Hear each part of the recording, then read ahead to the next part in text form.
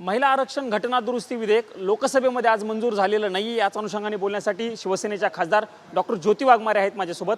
ताई, अपेक्षा होती सगळ्या देशाच्या आणि खास करून महिलांचं लक्ष संसदेकडे लागलेलं होतं, पण महिलांची निराशा झाली असं म्हणायचं आपण एक प्रकारे। अगदी दादा, महिलांची निराशा झाली। आपण बघत होतात की महाराष्ट्रातल्या कानाकोपऱ्यातून 100 पेक्षा जास्त महिला महाराष्ट्र सदनात आल्या होत्या, कारण त्यांना महिला आरक्षण मंजूर झाल्यावर जल्लोष करायचा होता। म्हणजे कोणी बंजारा तांड्यावरून आलं होतं, कोणी हातकणंगलेच्या गावातून आलं होतं, कोणी मुंबईच्या मेट्रो सिटीतून आलं होतं।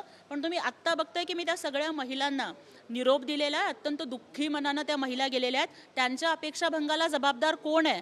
मला वाटतं की विरोधी पक्षांनी ज्या पद्धतीचं घाणेरडं राजकारण आणि अत्यंत कोती मनोवृत्ती महिला आरक्षणाच्या विधेयकाच्या संदर्भात दाखवली, त्याचा मी जाहीर निषेध करते। पण त्यांचं म्हणणं होतं की कारण हे विधेयक घटना दुरुस्ती विधेयक होतं, त्यामुळे दोन तृतीयांश मेजॉरिटी जी आहे ती लागणार होती। असं असताना सत्ताधारी पक्षाकडे मात्र ती मेजॉरिटी नव्हती। विरोधी पक्षाचा हाच आक्षेप आहे की तुम्ही विधेयकाच्या मागून राजकारण करते, हा त्यांचा आक्षेप होता। बघा, महिला म्हणजे माता आहे। मातृशक्तीला, आईला जेव्हा अधिकार देण्याचा विषय येतो, जेव्हा भारत की बेटी को अधिकार देने का विषय आता है, तेव्हा राजनीती वगैरे सगळ्या गोष्टी येतातच कुठून? उलट माननीय पंतप्रधान नरेंद्र मोदीजींनी ज्या वेळेला आवाहन केलेलं होतं की अरे भाई क्रेडिट आप ले लो, चाहिए तो आपका फोटो छपवा देते हैं, लेकिन ये बिल पास करवा दो, इतक्या मोठ्या मतानं पंतप्रधानांनी साथ घातलेली असताना सुद्धा विरोधकांनी ज्या पद्धतीनं अत्यंत किळसवाणं प्रदर्शन हे कालच्या पासूनच्या 2 दिवसाच्या चर्चेत केलंय ना, त्याचं अत्यंत वाईट वाटतंय। ताई, हे सगळं जरी असं असलं तरी अनेक महिला खासदार नाराज झाल्याचं बघायला मिळतं। म्हणजे फक्त पक्षच नाही, मी तुम्हाला एक कमेंट वाचून दाखवतो। प्रियंका चतुर्वेदी जे ठाकरेंच्या माजी खासदार आहेत, त्यांनी म्हटलेलं आहे की मी आशा लावून बसलेल्या महिला, म्हणजे विधानसभा आणि लोकसभेमध्ये जाण्यासाठी अपेक्षा लावून बसलेल्या महिला खासदारांसाठी आजचा किंवा महिलांसाठी दुःखी दिवस आहे, असं प्रियंका चतुर्वेदी यांनी म्हटलं। अत्यंत बरोबर आहे। या सगळ्या महिलांच्या स्वप्न, जी सोनेरी स्वप्न बघत होत्या, त्याला कुठंतरी आज हा काळा दिवस उजाडलेला आहे।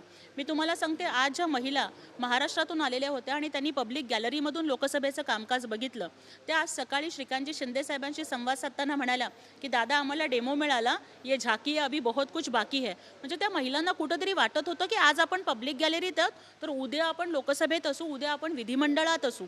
तो विश्वास जो त्यांना वाटत होता ना, त्यांच्या त्या सगळ्या उत्साहावर कुठंतरी पाणी फिरलेलं आहे। कारण इथे पक्षाचा विषय नाहीच आहे, इथे राजकारणाचा विषय नाहीच आहे, इथे महिलांचा विषय आहे, मातृशक्तीचा विषय आहे। मग अशा वेळेला आम्हाला अपेक्षा होती की बघा, एका बाजूला माननीय एकनाथजी शिंदे साहेबांनी आरक्षण नसताना राज्यसभेमध्ये माझ्यासारख्या सर्वसामान्य मुलीला पाठवून 50% आरक्षण दिलं, आणि दुसऱ्या बाजूला मात्र हे विरोधी पक्ष, एका बाजूला यांना महिलांची मतं पाहिजेत पण महिलांना अधिकार द्यायला नको का, तर यांना फक्त स्वतःच्या घरातल्या घराण्याशाही चालवणाऱ्या महिला पाठवायच्यात, म्हणून सर्वसामान्य महिलांना स्वप्न नाही आहेत, त्यांनी प्रतिनिधित्व करू नये, या घाणेरड्या वृत्तीचा मी निषेध करते। शेवटचा प्रश्न, या सगळ्याला जबाबदार कोण आहे? ज्या पद्धतीनं काँग्रेसनं कालपासून आम्ही बघितलं की कधी कुणी मॅजिशियन म्हणलं, कधी कुणी जादूगार म्हणलं, कधी कुणी याला वोटों का सर्जिकल स्ट्राईक म्हणलं, की तुम्हाला याच्यामध्ये मतं दिसतात? तुम्हाला आईच्या प्रेमात सुद्धा राजकारण दिसतं, आईच्या दुधात सुद्धा या लोकांना राजकारण दिसतं। त्यांच्या घाणेरड्या वृत्तीमुळे हे सगळं घडलेलं आहे। त्यामुळे काँग्रेस आणि बाकीचे सगळे विरोधी पक्ष, मला वाटतं, याला जबाबदार आहे। धन्यवाद आमच्याशी बातचीत केल्याबद्दल।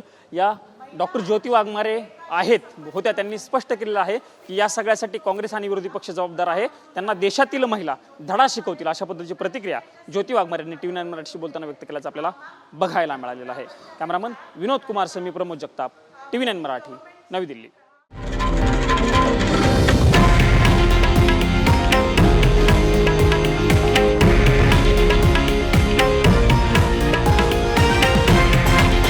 हे आहे देशातील नंबर 1 न्यूज नेटवर्क आणि आपण पाहत आहात TV9 मराठी, एकमेव।